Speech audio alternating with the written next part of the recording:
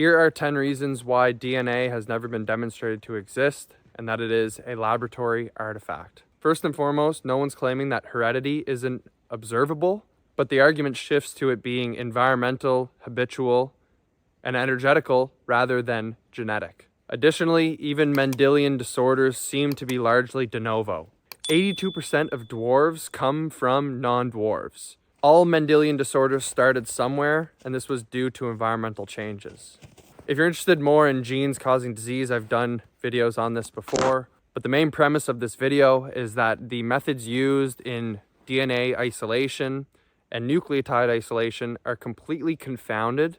There was no use of the scientific method, as there was no control for the methods used in these experiments. Replication does not mean that the methods are valid. It just means that the methods create the results. It doesn't mean the results held any weight in nature whatsoever. The first argument starts with Meischer back in 1869.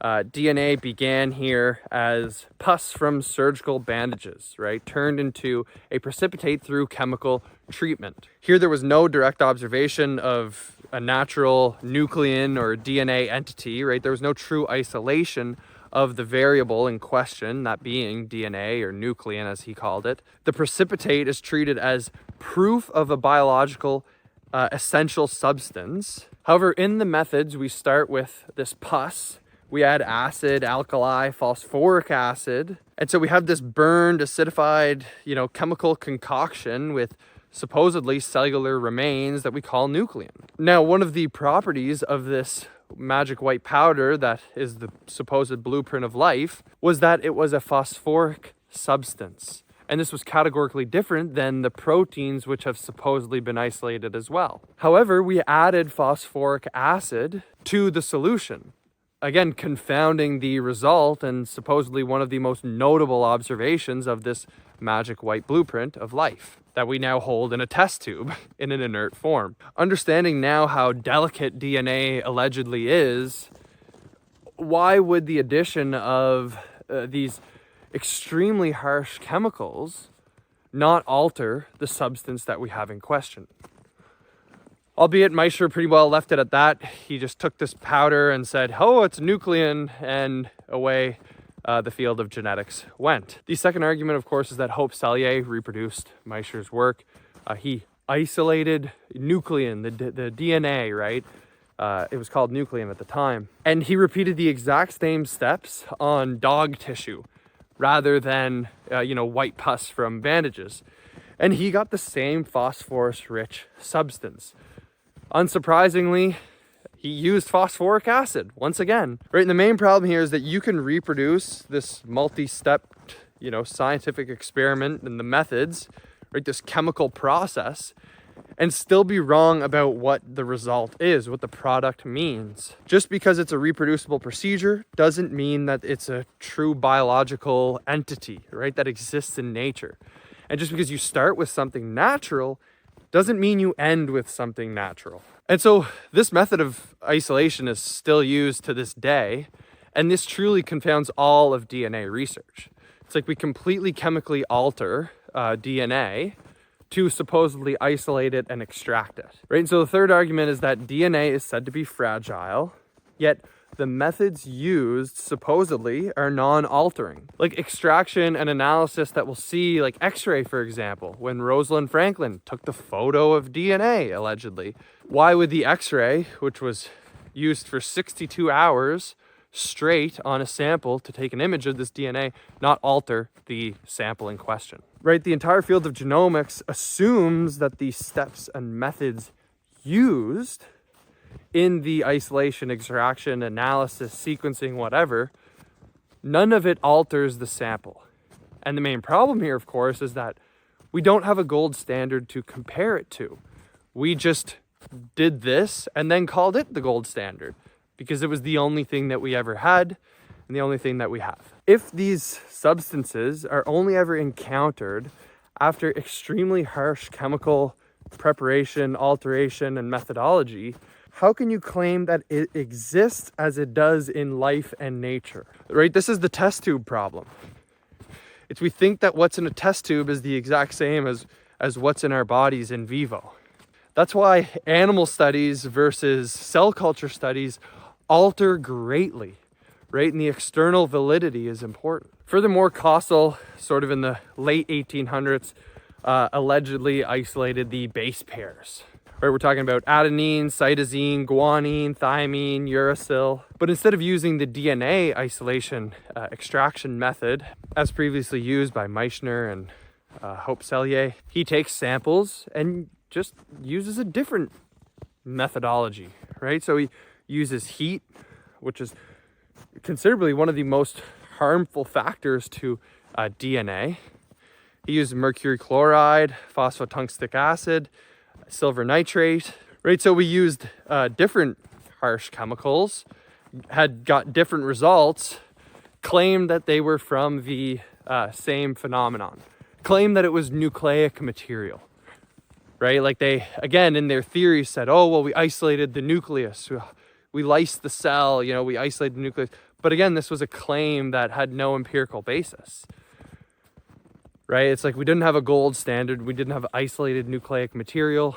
He didn't observe these base pairs from isolated DNA. Although again, even now, just because you can go from supposedly the isolated DNA, which is just, you know, chemically altered soup, to a different chemical product, again, doesn't necessarily mean that this has anything to do with nature.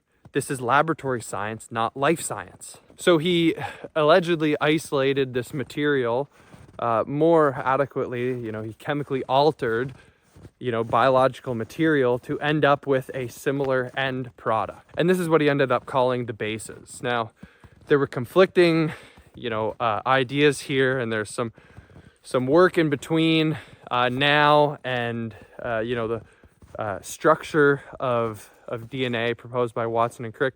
People thought that it was just a uniform, you know, one base pair after the other. This made up the constitution of life. Sugaraf obviously did some work. We're going over all of these papers quite in depth in the academy. We're having roundtable discussions, diving far deeper into the whole nonsense of genetics from a theoretical standpoint as well as an applied science standpoint. So if you are truly interested in this discussion, it's well worth going over there. We're making it easy to digest, easy to understand, and easy to break free from. So a lot of the intention behind these experiments weren't necessarily to create the structure and theory of DNA. It was all kind of pieced together.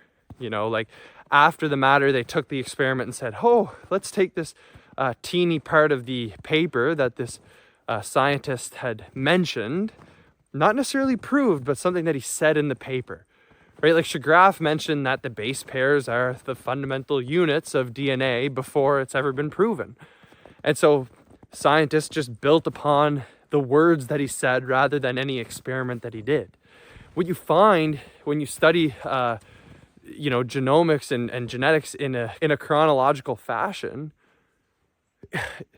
you realize like none of it makes sense building upon one another, right? It was like they kind of took all of these, they piecemealed all of these papers together to come up with this theory to try to fit, again, our preconceived ideas. This is theory ladenness as proposed by Thomas Kuhn, right? And this occurs when you're deep in the normal paradigm, right? The old paradigm, the fear paradigm, right? Which contains germ theory, genetics, immunology, serology, right? Electron microscopy, virology.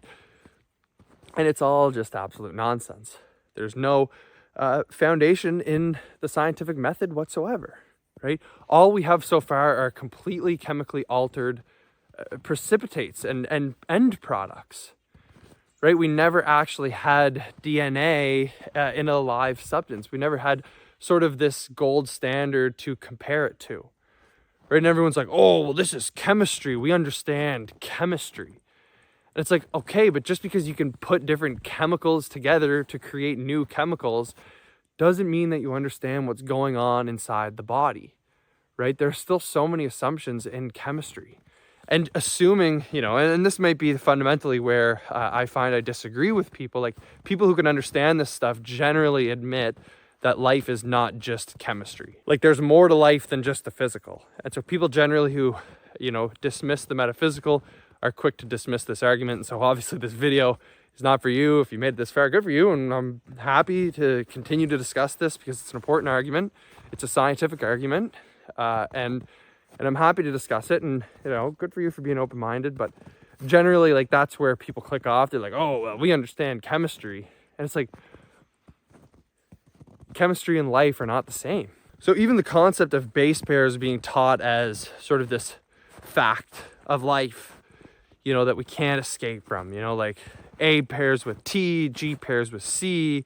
This is still inferred. Chargraff's work didn't necessarily prove base pairs to be purely, congruent with one another. If anything, he showed that it's not a 1-to-1 ratio at all, right? That there's obviously, inconsistencies here. And obviously it still begs the question of whether or not these base pairs actually exist in nature as well. Just because you end up with different ratios of products doesn't mean that it represents anything that has to do with life. Most of genetics is a lot of backfill, as you'll begin to realize, right? It's a lot of words without papers or studies or experiments that show sort of the words in real life. And so again, in the modern world, we have these synthetic nucleotides, and a lot of genomics has surrounded the use of synthetic nucleotides. But just because you can chemically create a nucleotide doesn't mean that nucleotide exists in the body, right? It's like the whole is greater than the parts. If there is something in the body that is the blueprint of life, we certainly have no concept of how it operates in the body. Like, we only understand lab science, if that, because a lot of lab science, again, doesn't actually use the empirical method. So the sixth argument is that modern extraction is actually more destructive and chemistry dependent than the original extraction methods were. Now we use, obviously, cell lysis. We try to isolate the nucleus. We have alcohol precipitation, phenol, chloroforms added, centrifugation, hydrolysis, nucleases, so enzymes that break down material, formic acid. Some of these have been used historically as well. But again, these are harmful to life. And many scientists and doctors and stuff would say, oh, these are damaging to DNA, right? Like, if you take these, they're carcinogenic, they'll cause mutations, they damage DNA. Yet in the test tube, they're treated as if they don't meaningfully alter the blueprint, right? They don't alter the DNA in question, right? It's like, again, inconsistency, right? Like, it's kind of difficult, and this is why people are stepping away from the old paradigm. And, oftentimes it's just gaslighting to keep people in the old paradigm. But it's like, if something causes extreme harm to a living being and you use it in a laboratory, it's like, how do you know that it's not altering those samples by causing extreme harm to the samples in question, right? Like, we're kind of missing the whole point of life here. It's like we kill the frog to study the frog. But guess what? For that frog, life is over, This is, that's obviously a Cowan idea. So the seventh argument, we're kind of moving into Watson and Crick here, but obviously the double helix proof, right? The X-ray image is a total interpretive leap from diffraction, right? We assumed the angle. We know that there was 62 hours of X-ray to get the image, and students actually tried to replicate the methods used on a ballpoint pen and got the exact same image. So instead of using DNA, they used the pen. With the same methods, they get the same image, right? So the methods create the image. That is the methods confounding the results of the paper, and obviously the interpretation is going to be in futility because you don't actually have objective data. If you assume 4 equal angles, you end up with a square, right? So if you assume a double helix, what do you get? A double helix. We overlook our assumptions. We treat our assumptions as truth. And again, it's like when I am diving into this in the academy, creating the classrooms on this material, I find it fascinating, the applied sciences. Now, I question GMO, CRISPR babies.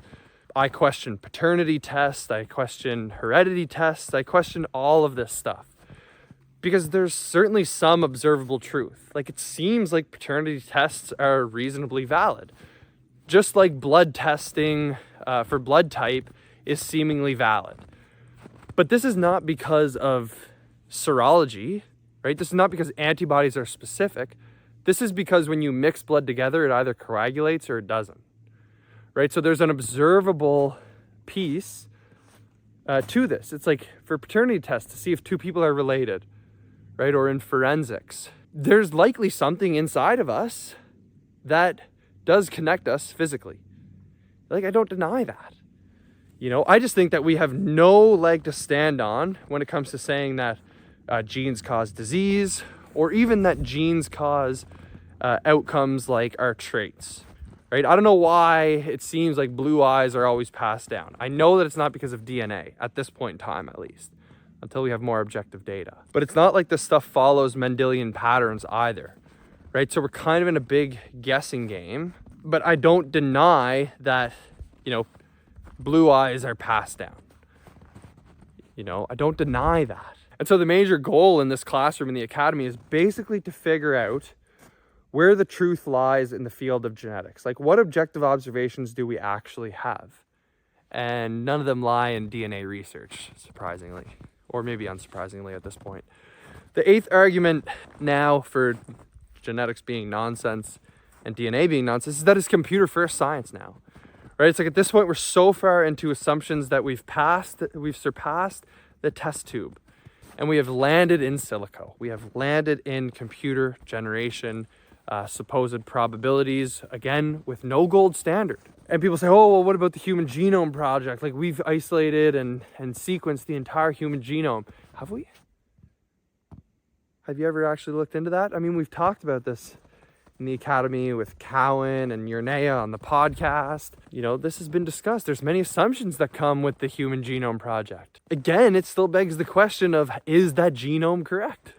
Also, the genome was pieced together from multiple people. The samples were not all taken from one person.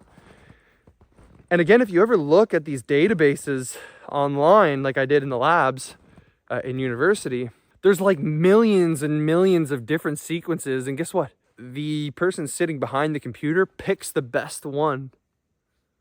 They're like, oh yeah, it should be this long, you know, or it should have this sequence. So yeah, that's what it is. But we never actually have the fundamental starting point. You know, it's all based on probabilities, but it's like, if the computer generation is built off of, you know, the fallible human mind, which it is, obviously, it doesn't create itself. Even AI doesn't create itself. It's all still based off the fallible human mind. We're still stuck in assumption land, right? We still assume that this is where this gene should be, so we select that sequence as the best sequence and the gold standard, right? So we use probabilities, and then we still use guesswork and assumption layered on top of it. And even the probability is based off of human assumption as well. Right? But it's because it's in a computer and numbers on a screen, and oh, it's so fancy and complicated that it must be true. That's how we think in this modern world. It's terrible. And so the last argument is that there's a complete lack of the scientific method in the field of genetics. I would say that there's a complete lack of the scientific method in the entire modern science world. In all of academia, there's a lack of the scientific method. Papers that truly use the scientific method, like transmission papers and contagion papers, that show that contagion is falsified, that transmission does not occur. You cannot make a healthy person diseased by exposing them to a diseased person. The idea that you can have cancer-causing genes and never develop cancer, or you can develop cancer without cancer-causing genes. All of this is ignored, right? And so in genetics, what we have is claims about isolation and control, but it's chemistry-heavy workflow, which removes the concepts of isolation. Like, it's not like you take a cell and you squeeze it and you get DNA, right? It's the same with vitamins, right? It's like, you don't squeeze an orange and get vitamin C. It's a 20-step process to get vitamin C out of an orange. And you need to add things like petroleum, ether, acetone, lead acetate, lead citrate, and other vitamins require different chemicals, different heavy metals, different precipitates, different steps, and then you get a slightly different product and say, oh, this is a different vitamin. But again, it's all just based on lack of scientific method. None of the steps are controlled for. How do you know that lead acetate doesn't alter the state of the vitamin C that's supposedly in an orange, right? So you don't squeeze an orange and get vitamin C. You squeeze an orange, you get orange juice, right? You don't squeeze a cell and get DNA. You can't squeeze a cell. Oh, maybe you can, I don't know. It's debatable, right? So science rests on the fact of we had to do it this way. Like without these methods, you can't get DNA. But then this begs the question of whether or not you can actually get DNA at all, right? Because the only way to get the DNA is to use methods which are not controlled for, right? So we're unable to isolate the variables, which means that we're unable to control for the variables, which means that we should not take these conclusions as fact. And so if you look at and study the history of genetics as we're doing in the academy, paper by paper, you realize that chronologically, there's no connection from one theory to the next. You know, we just go back, we select 12 papers as the most notable, give a couple people some Nobel Prizes and say, bang, the field of genetics has been born out of thin air with no experimental evidence or anything at all. Genetics, you know, immunology, serology, virology, bacteriology, public health, modern medicine, all requires backfill. It requires backfill because there are contradictions. And to explain out the contradictions, you use words that are not backed up by reality. You create stories. And so genetics is nothing but a convoluted story that's not grounded in reality about the observed phenomenon of heredity. And I agree that the health of the parents and state of the parents influence the state of the offspring, but it is not through DNA, and arguably it is not through genes. It may be through the concept and the essence of what a gene is intended to represent, but that route requires more rationalism, and you don't necessarily end up in such a nonsensical place. But if anything, I hope that this video has stimulated some thought and discussion. Maybe DNA exists, I don't know. I don't really care if DNA exists or not. I just see problems in science, and I think that we should call it out and talk about it. You know, so I might be wrong.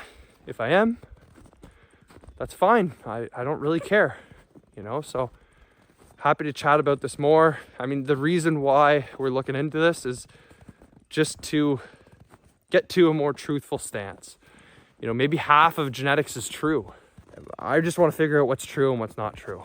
I don't really care about the outcome, because if genetics is real or not, truly it doesn't really change anything about the terrain paradigm, right? It would most certainly fit if it were true, but I don't think it's true, right? Like, I don't have a dog in this fight. You know, I don't have funders or whatever. Like, you guys fund me.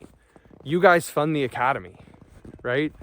And so if the academy sucks, then there'd be no one in it. But we got over 100 phenomenal members, students of the train, practitioners. We have medical doctors in there.